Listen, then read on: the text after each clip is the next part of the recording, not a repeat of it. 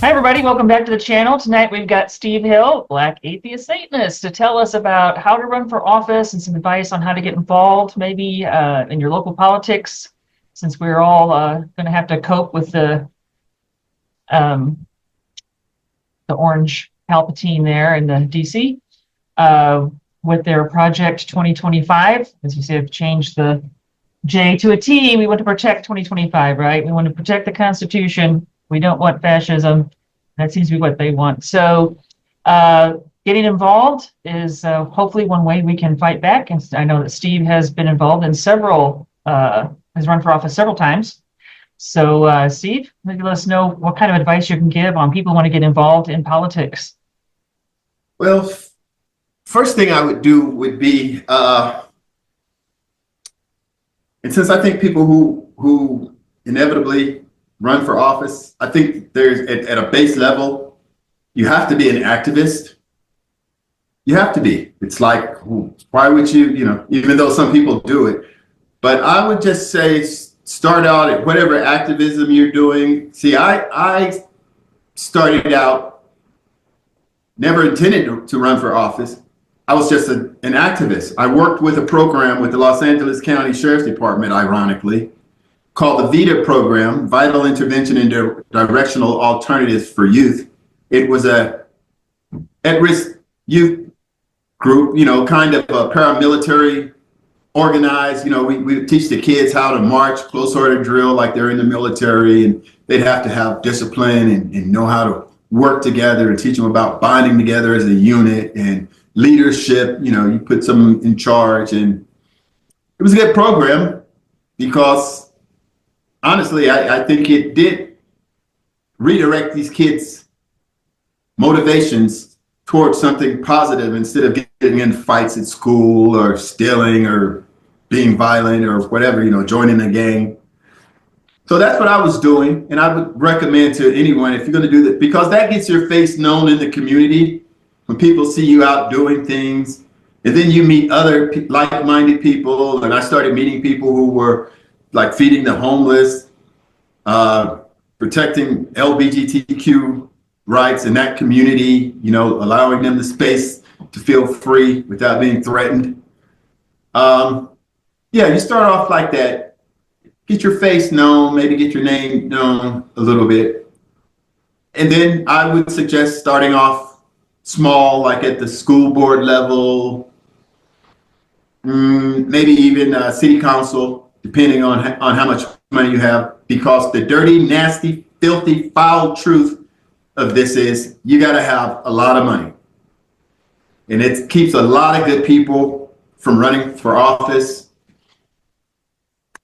because it turns into, instead of a democracy, it turns into how much money do you have? And see, that's why I say about going out and getting involved in the community already and making these connections. Because when you first start to run, you either got to undo your own coin purse, and then you ask friends and family, can you donate? I'm getting ready to run a campaign. That's the first thing you do, is hit everybody up for money, which turns me off automatically. And it's like, I know that when I run, I'm really not going to be asking anybody for money. So it's going to be whatever my wife will allow me to spend, which is, somewhere between $4,000 and $7,000. But I do mine more as just being an activist for the truth, because that's one thing you're not going to get out of these politicians is people who know the truth. I've been in this community for 33 years. My wife's been a teacher for 27 of those years. I worked in the school district after I left the prison. And just the disparity. We only have one freeway in this town, these two towns that are connected, Palmdale, Lancaster. We got one freeway, and the dividing line for prosperity is the 14 freeway. The difference of income level, the more economically challenged people, live on the east side. You guys don't forget, you see this? This says 2026. but I might be a Republican by then because I'm so sick of both parties. It doesn't even matter anymore to me. Every time I run, they bring in a big guy with money from DC. They don't even care if he's local. Just somebody big with money with the name. So that happens every time. Every time I run. That's why it's like the parties. It's like they're two of a kind. None of the Democrats, even though I got 16,525 votes, 12.2% of the vote in the primary. None of the Democrats will ever come and go, Steve, you got pretty good amount of votes. How do you do it? Because we know you didn't spend no money. What's your platform? What do you feel passionate about? What do you never. They don't even come ask me. It's because the Satan, nobody wants to go near the Satan thing, which only makes me fight harder. It makes me just more irritated when I see how stupid they are when they recoil. I have this vitriolic response because the word Satan was evoked, and it's like they go off because of their mental conditioning into these weird ass, I'm eating babies on the side of the road or some shit. And they don't, they throw my whole resume out the door. U.S. Marine Corps veteran, correctional peace officer, aerospace factory worker, correctional officer. It all goes out the door as soon as you say, I'm a Satanist. So why do you use the word? What's your goal? Like describing yourself as a Satanist? To let people know that I could worship whoever the fuck I want to worship. And if you have a problem with Satan, that's your damn problem. Because I could have a problem with your Jesus Christ. I could ask your Jesus Christ, where was he during slavery?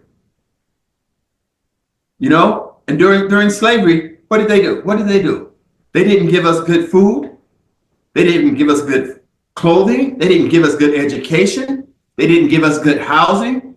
So what the fuck make you think they're going to give you a good religion? Not going to happen. So what is an atheist Satanist then, since you use both words? Yeah, it's synonymous. Okay. But the Satanist thing is more of just trolling. Just something to annoy them, to know where I'm coming from. Like if I'm calling myself Satan and you're a Christian, then you know where I'm coming from right off the bat. And I do comedy. My stage name is Satan. Okay. I perform comedy for people that are going to hell. Well, give yourselves a round of applause. You're all going to hell. Well, it does seem sometimes heaven's going to be pretty empty. So, we'll make it a little diversion then. Do you have a comedy show coming up that you want to advertise? Yes, I do. December 7th, I'll be at the Ice House in Pasadena, America's oldest comedy club. First place I ever performed at about 15 years ago. Yeah, that's December 7th, 4:30, early show. You can catch, they serve good food, you can have dinner, all of that. But yeah, that's where I'll be next. And then I'll be coming back to my hometown. I have a venue, a brewery that's going to allow me to shoot my very first comedy special. Great. So I plan on having that comedy special out before the midterms. I want to get it out about 6 months before the midterms because it's going to be a whole lot of truth in it. Whole lot of jokes, but a whole lot of truth in it. Are you going to film that in front of an audience? People need to hear the truth, That's one of the reasons I run for office, because I think people need to hear the truth, and you're not going to get the truth out of these politicians. So are you going to film that in front of an audience for the? Oh yeah. Well, put it on my bucket list. I want to be there to see you do that. Yeah, that is my bucket list, is to get this comedy special shot and ready to go 6 months prior to the midterms. Right, it gives you a year and a half. Believe it or not, I wanted to do the same thing in 2010 after Obama got elected. Mm-hmm. I was telling myself, wow, well, I know how this shit works. These idiots are not going to vote during the midterms, and he's basically going to be a lame ass duck. And sure as shit, the Dems got slaughtered in those 2010 midterms because everybody figured, oh, you know, people only vote in the big elections like presidential. They don't understand the importance of, you know. Yeah, people vote in every election, even the little local ones. Always Yeah. vote. Yes, but I don't know. Maybe I think people may be starting to come around to that now. Mhm. I'm hoping. I'm hoping people will see the importance of the midterm election this time, coming up in 2026. Mhm. Okay, so get involved, make the connections, have money. Any other Mhm. pieces of advice for running for a local office?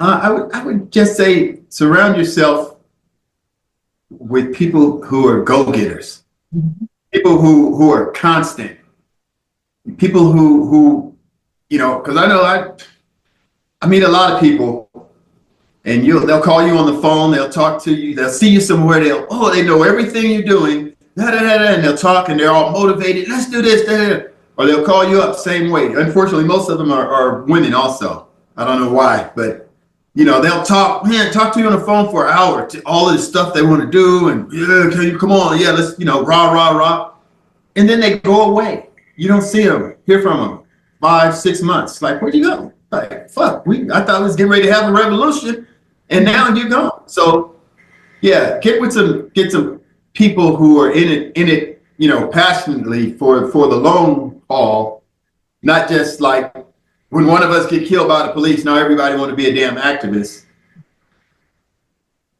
So yeah, surround yourself with a core nucleus of people who can you know, keep something going. Keep, you know, you need help. You're gonna, you know, you're running for office. You're not gonna win by yourself. So you're gonna need people around you that know you, motivated. See, and that was the thing with these activists I have here. They all know me, you know, but as soon as this white man come from out of town with money, they go, "Oh, Steve, we going with the guy with the money," you know. Uh-huh. So, and that's how it is. That's how it is. But if you really want to run, get yourself around a good group of people that got your back. All right, well, there's some pieces of good advice if you're interested in getting involved in your local politics. And if you like this episode, please hit like and subscribe, and maybe hit that little bell notification so you'll know when I put up more videos. And thank you, Steve, for coming on the channel again. And No problem. we'll see Thank you you all for having me. again.